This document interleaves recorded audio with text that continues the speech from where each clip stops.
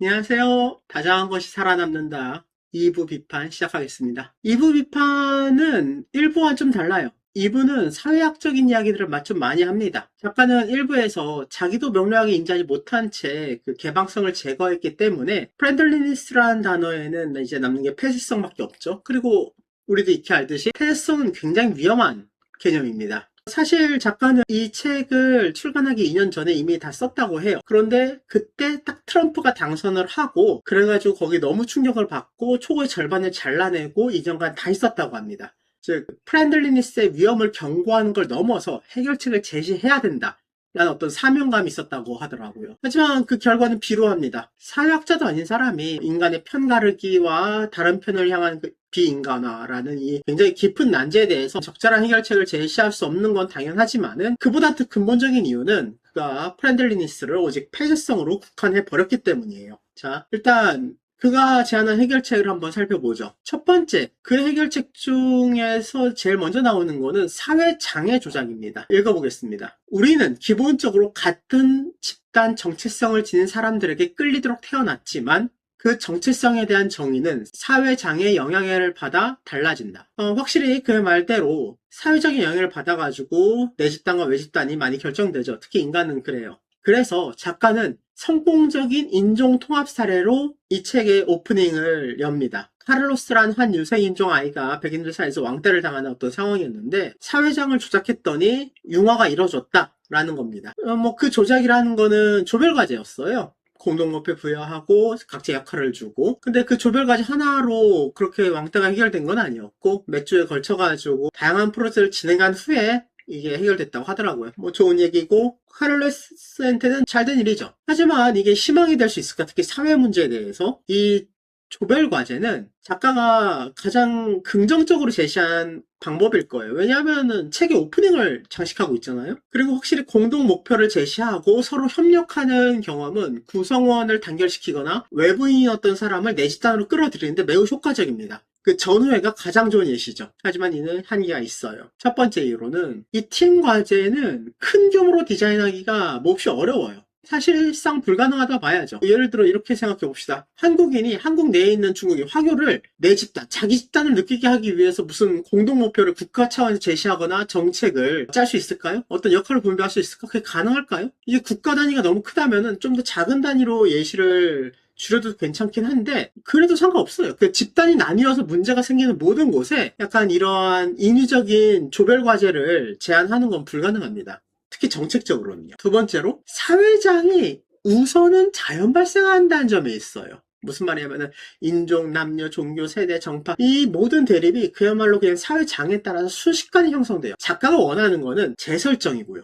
자연적으로 이미 발생한 대립과 내외 구분을 인위적으로 조작해가지고 그 구분을 바꾸겠다는 건데 이거는 진짜 좋은 방향으로는 굉장히 어렵습니다. 안타깝게도 좀 이따 말하겠지만 나쁜 방향으로는 쉬워요. 세 번째로 팀 과제를 통해 집단을 재설정한다고 해도 이게 여전히 내외 집단을 전제한다는 게 가장 근본적인 한계입니다. 왜냐면 그 팀은 다른 팀과 구분되는 팀이잖아요. 내 집단은 여전히 존재하죠. 당연히 외 집단도 존재하고 카를로스는 주류 집단으로 소외받다가 속하게 되었을 뿐이에요. 이거는 어떤 소외 집단을 주류 집단을 포용시키는데 좀 더 초점이 맞춰져 있는 거죠. 매우 미국적입니다. 네 번째로 아까 말했지만은 사회장을 인위적으로 조작하는 건 매우 미약하다고 했어요. 하지만은 예외 사례가 단 한 가지 있는데 바로 외 집단에 대한 증오예요. 안타깝지만 팀 과제가 가장 완벽하게 작동하는 순간은 팀 스포츠나 전쟁 같은 외 집단과 대립시켰을 때입니다. 이때는 효과가 엄청나게 강해져요. 후투족과 투치족이 싸우고 가족을 서로 죽일 정도로 심각한 기준으로 대두되죠. 하지만 작가가 원하는 방식은 아닐 겁니다.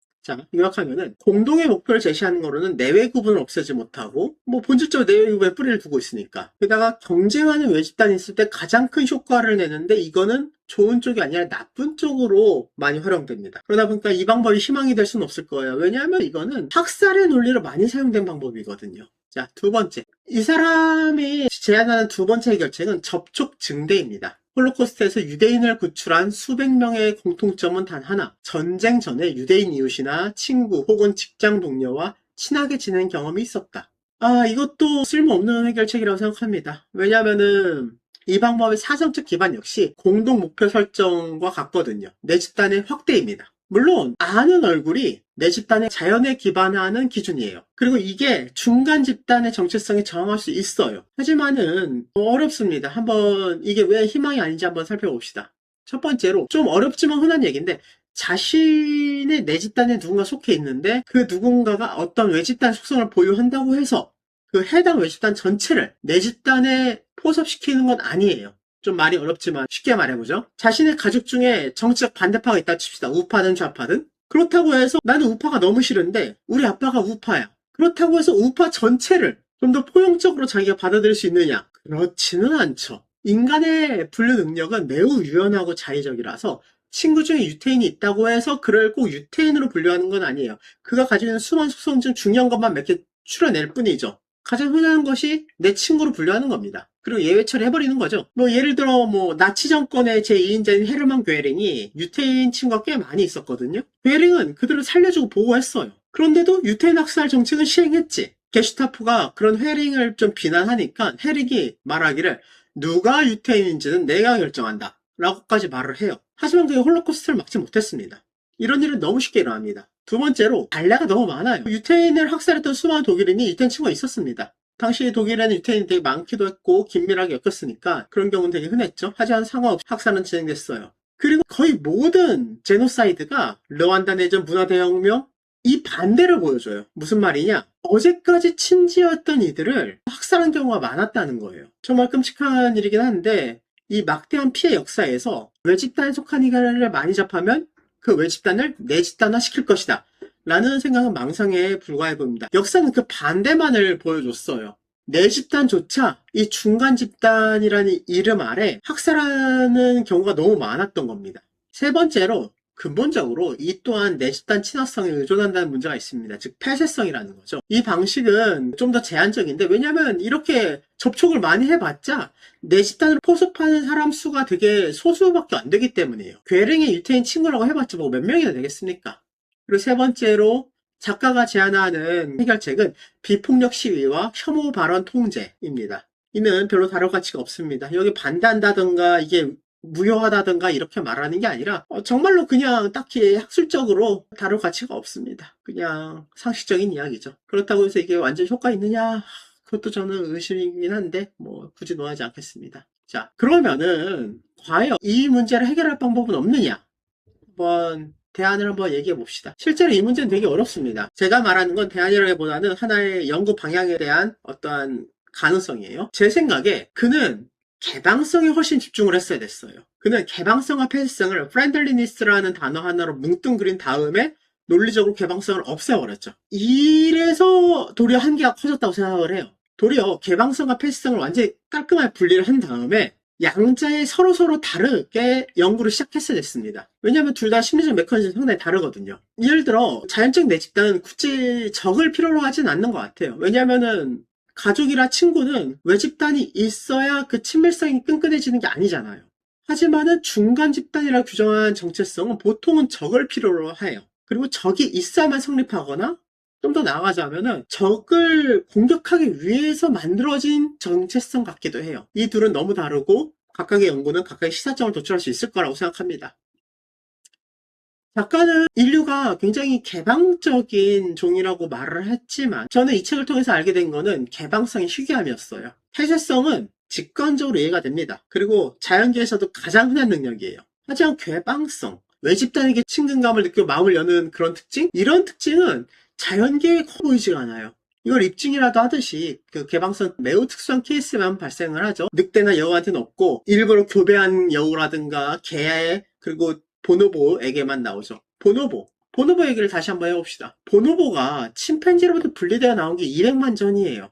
근데 그들의 개체수가 지금 최대 5만 마리고 서식지도 특정 분지에만 있습니다. 즉, 이 분지에서 바깥으로 나간 보노는 다 죽었다는 뜻이에요. 어떤 이유인지는 모르겠지만은 솔직히 말해서 보노보는 채식이라는 그 식성과 자연이 우연히 만들어낸 분지라는 보호구역 내에서만 생존하는 게 가능했던 종처럼 보여요. 즉 이는 개방성, 관용, 포용, 따뜻함, 비폭력이 승리로 가는 열쇠라는 작가의 주장과는 거리가 멉니다. 만약 그러면 보노보가 좀 번성을 했어야지. 어쩌면 개방성은 도리어 발목을 잡아둔 족쇄로 작용했을 겁니다. 비슷한 예인지는 전 모르겠습니다만은 예전에 큰 바다 새울이라는 친구가 있었어요. 펭귄 비슷한 애였는데 인간을 전혀 무서워하지 않고 호기심이 많고 사람에게 스스로 다가가는 성향이 있었대. 그리고 맛있었죠. 그들은 인간과 마주친 그 순간에 1840년에 그대로 멸종해버렸습니다. 개방성, 특히 인간에 대한 개방성이 얼마나 위험한지 알려주는 사례죠. 보노보에게 그래도 개방성이 있다는 것, 저는 사실 거기에서도 희망을 봅니다. 왜냐면은 개방성은 생존이 굉장히 불리한 특성같이 보이는데도 불구하고 같은 유전자를 공유하는 보노보에게도 존재한다면 우리 유전자에도 개방성을 위한 유전적 씨앗이 존재하긴 한다는 뜻이잖아요? 그게 되게 대단한 거 아닐까? 일단 그런 유전자적 가능성이 존재했기 때문에 여우든 괴든 그 교배를 통해서 친화력 있는 개체를 만들 수 있었던 거죠. 어쩌면은 이 개방성은 두 가지 특성을 동시에 가지고 있는지도 몰라요. 첫 번째, 생존에 불리하다. 두 번째, 그럼에도 불구하고 어떤 이유로든 간에 필수적이다. 이 개방성이라는 요소를 유전자 풀에서 없을 경우에 다른 많은 것들이 부서지거나 부정적인 영향을 끼칠 수도 있어요. 그래가지고 계속해서 우리 유전자 풀에 남아있다는 거죠. 어쩌면 우리가 내실 때 느끼는 깊은 친근감도 이 유전자의 일부적 효과일 수도 있겠죠. 중요한 거는 개방성의 생물학적 기반이 존재하긴 한다는 거죠. 다운 증후군이 그 대표적인 사례지만은 거기까지 가지 않아도 우리들은 주변에 천성적으로 개방성이 높은 사람을 좀 봐요. 그냥 완전 낯선 사람인데도 불구하고 굉장히 마음을 여는 그런 친구들 있잖아. 제 생각에 인류 중에 이런 친구들이 좀 있는 이유는 인류가 보노보처럼 지금 현재 약간의 개방성을 가진다고 하더라도 곧바로 죽거나 자연 도태되는 게 아니기 때문에 그 개방성의 발현 비중이 좀 더 늘어난 게 아닌가 싶습니다. 적어도 침팬지보다는 좀 늘어난 것 같아요. 접촉을 늘린다던가 사회적인 조작으로는 이 문제를 해결할 수 없을 거라고 생각을 합니다. 중요한 거는 우리는 내외 구분을 무조건 해요. 그걸 인정하고 나서 외집단에게 어떻게 개방적인 태도를 취할 수 있느냐 문제일 겁니다. 한국인의 정의라는 단어도 약간 이 의미를 내포한다고 나는 봐요. 길 가는 사람, 낯선 사람, 외지인들 이런 사람들에게 살갑고 친절하게 대하는 마음이 한국인의 정의 이미지의 일부죠. 내 새끼랑 내 가족만 챙기는 거를 정이 많다고 그러지는 않습니다. 도리어 그들도 살아야 하지 않겠나 라는 이 드문 태도, 내 가족 아닌 자도 살아야 된다는 생각, 이런 것들. 남의 자식을 살리기 위해서 내 자식을 죽이진 못해도 적어도 남의 자식을 살리기 위해서 내 자식을 조금은 손해보게 하는 그런 마음, 이게 더 중요하다는 거죠. 이러한 개방성을 사회적으로 어떻게 함양할 수 있느냐, 이것도 뭐 매우 중요한 문제겠죠. 하지만 그건 생물학자의 몫이 아닙니다. 생물학자는 이 개방성의 생물학적 기반이 뭐냐, 어떻게 발현되고 작되고 억제되고 유전적 영향은 무엇이냐, 이런 것들을 밝혀내는 부분이겠죠. 만약 그런다면은 이 극도로 드문 그러나 존재하기는 하는 바깥 사람에게도 온정을 가지게 하는 그 개방성에 조금이라도 다가갈 수 있게 할 겁니다. 닿는 말 마지막으로 이제 비판을 정리를 해보죠. 4년 전에 제가 왜 그렇게 이 책을 높이 평가했는지 저도 잘 모르겠어요. 하지만은 아마도 그냥 이 책이 현재의 우리 마음을 잘 설명하기 때문이었던 것 같아요. 우리가 타인에게 느낀 이 살갑고 다정한 마음, 그리고 우리가 외집단에게 느낀 적대적인 마음을 동시에 잘 설명해 주잖아요. 우리 안에 위험할 수도 있는 다정함이 있다는 이야기는 확실히 설득적이었어요. 날카로움도 있었고요. 하지만 지금 와서 읽어보니까 참 뭉툭했습니다. 제 생각에 이런 뭉툭함은 크게 두 가지 이유에서 비롯됐다고 생각합니다. 첫 번째는 그 강렬한 희망. 작가는 자신이 원하는 결론이 있었고 자신이 원하는 모습이 있었어요. 그리고 그곳에 이론을 끼워 맞췄죠. 작가는 친화력 좋고 사랑스러운 여우를 보고 분명 인간들도 이러한 개체들끼리 서로 교배해서 스스로를 이렇게 사랑스럽게 만들었을 거야. 문득 떠오른 아이디어에 온갖 자료와 가설을 덧붙였을 뿐이에요. 두 번째는 지독한 현재 편향성인데 그가 제시한 근거라는 게 사실 근거가 아닌 이유가 현재 이렇다는 것만 설명하기 때문이에요. 정작 현재 모습이 어떻게 형성되어 왔는지 그 과정에 대한 근거 자료는 전혀 없었습니다. 게다가 그가 제시한 개념과 해결책도 좀 뜯어보면은 현대 미국과 되게 적합해요. 그가 그리는 선사시대 여성은 그냥 너무나 미국적이에요. 일부일처고 배타적인 성선택권이 있고 다정한 남자를 선호하죠. 그리고 집단 내 타인이라는 범주는 정확하게 미국 내 상황을 가리키는 것 같기도 해요. 그러니까 그가 제시한 해결책도 대부분 소외 집단을 어떻게 주류 사회를 끌어들일까. 그러고 보니 정작 집단이 반으로 이렇게 딱 갈라지는 정치적 좌파 우파 이런 것에 대한 해결책은 비폭력 시위와 혐오 발언 처벌이라는 되게 덧없는 것을 내놓을 뿐이죠. 그가 그리는 선사시대는 진짜 선사시대가 아니라 그냥 현대 미국이에요. 그냥 그뿐이었습니다. 이거는 이론의 탈을 쓴 감정이에요. 여기에는 이랬으면 좋겠다는 희망과 해결이 안 된다는 절망이 뒤엉켜서 넘실거려요. 뭐 어쩌면 3년 전에 제가 이 책을 좋아한 이유도 바로 그런 면모 때문이었는지도 모르겠습니다만은 이제 와서 보니까 이것은 이론의 탈을 쓰고 있는 감정에 불과하고 유해합니다. 세계와 역사를 자신이 원하는 모습에 맞추어 꾸깃꾸깃 쑤셔넣는 이런 태도는 지성에 있어서 가장 경계해야 할 태도라고 생각합니다. 비판이 생각보다 너무 길어졌습니다. 하지만 아직도 끝나진 않았습니다. 사실 제가 더 얘기하고 싶은 건 이 덧붙임이거든요. 결정적인 시기, 인류가 될 순간 한번 얘기해 봅시다. 이 글을 쓰면서 여러 가지 사실을 새로 알게 되었고 가장 흥미로웠던 거는 그 중에서 결정적인 시기였어요.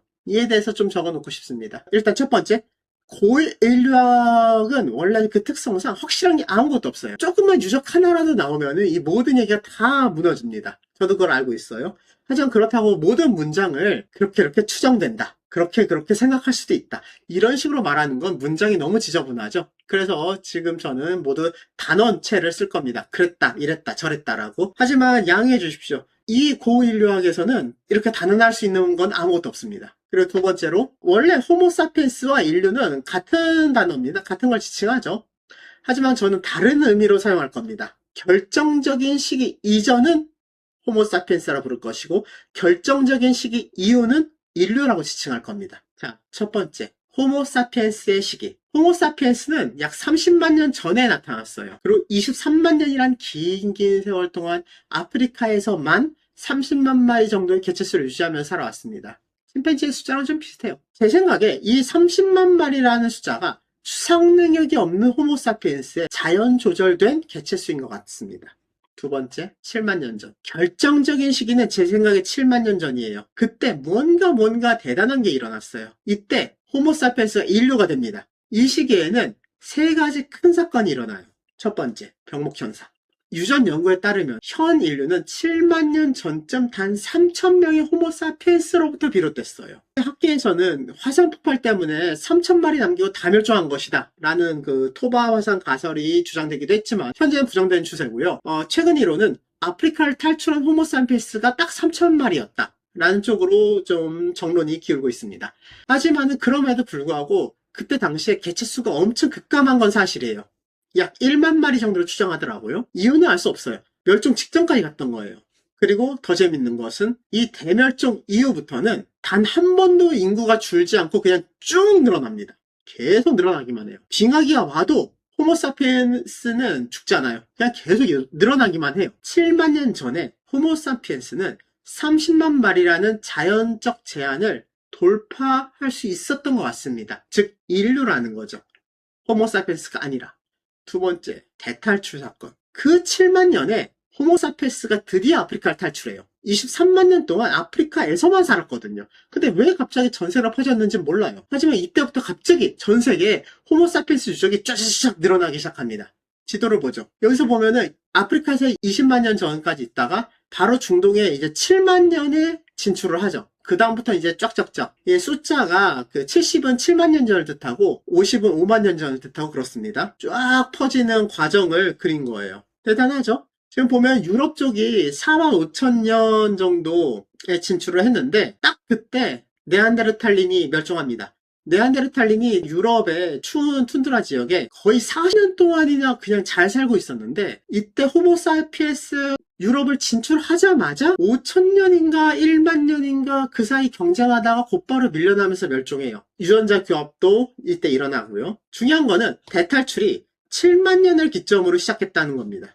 세 번째, 인지혁명. 잠깐 말했던 고고 인류학의 가장 중요한 것 중 하나가 인지혁명이에요. 호모사피엔스가 언제 추상 능력을 획득했느냐는 거죠. 언제 원숭이에서 벗어났느냐.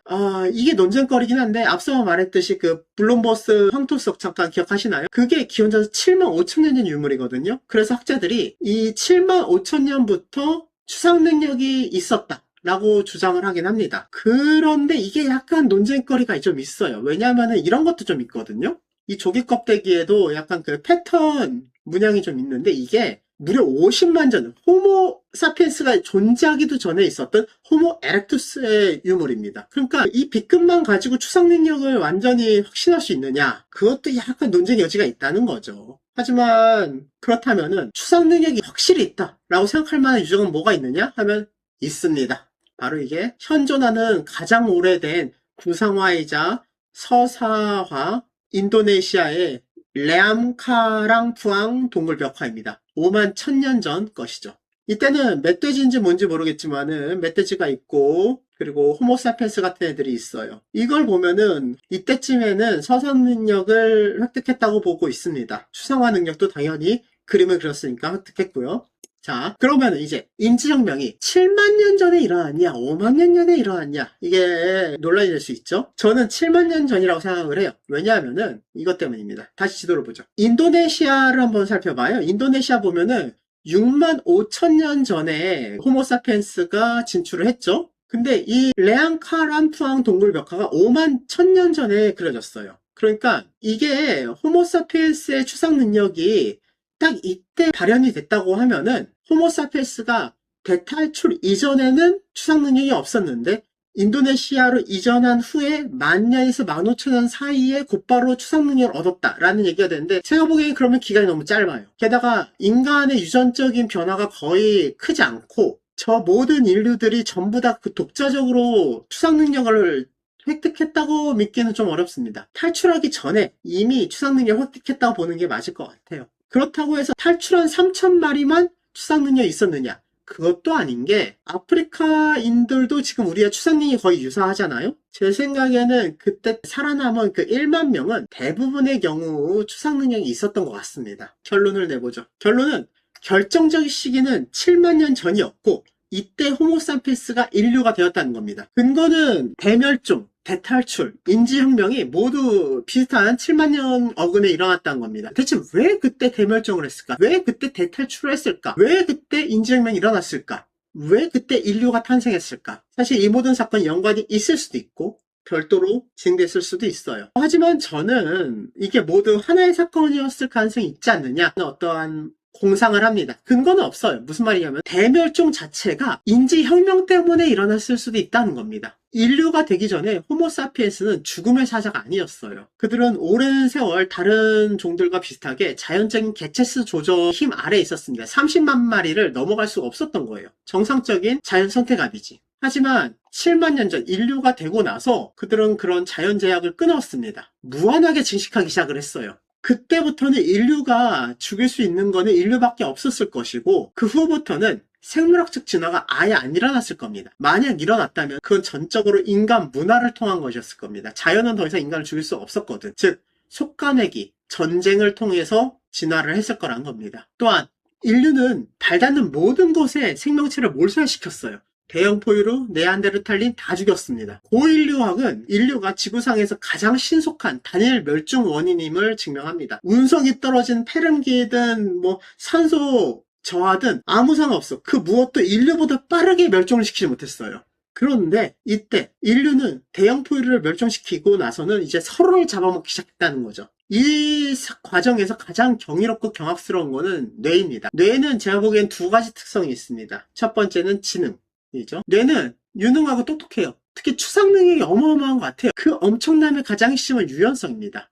어떤 종이 환경이 변해서 군집을 이루어야 되는 상황이 됐다고 쳐요. 그러면은 일반적으로는 그러기 위해서 엄청난 시간 동안 엄청난 선택압 속에서 엄청나게 많이 죽이면서 그 종은 군집에 이르는 생물학적 기반을 획득할 겁니다. 하지만 지능만 있으면은 그럴 필요가 없어. 그렇게 많이 죽을 필요도 없고 그렇게 많은 시간도 필요 없어요. 엄청나게 유연하게 엄청난 속도로 적응할 수 있습니다. 그냥 머리를 써서 군집을 만들어버리면 되는 겁니다.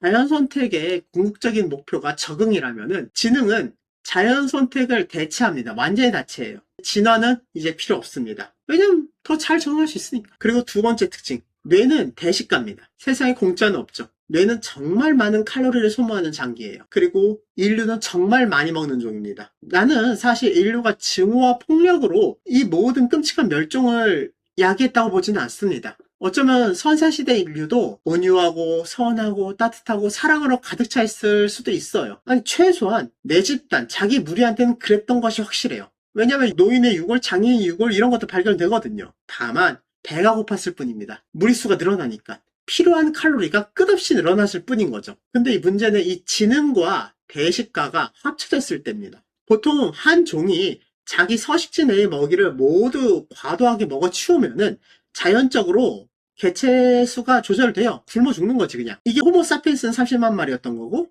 근데 인류는 지능으로 그 제약을 깨부순 거예요. 그리고 모든 걸 먹어치웠죠. 아마 1만 년 전이 최악이었을 겁니다. 그 인구수는 그 어느 때보다도 많아졌는데 거의 500만 명? 근데 먹을 만한 짐승은 싹 다 사라진 상태가 된 거죠. 이제 이쯤 되었으면 멸종했을 법도 한데 인류는 똑똑했기 때문에 농업이란 걸 발명합니다. 이렇게 또 고비를 넘기는 거죠. 대신에 얻은 게 뭘까요? 전쟁과 국가죠.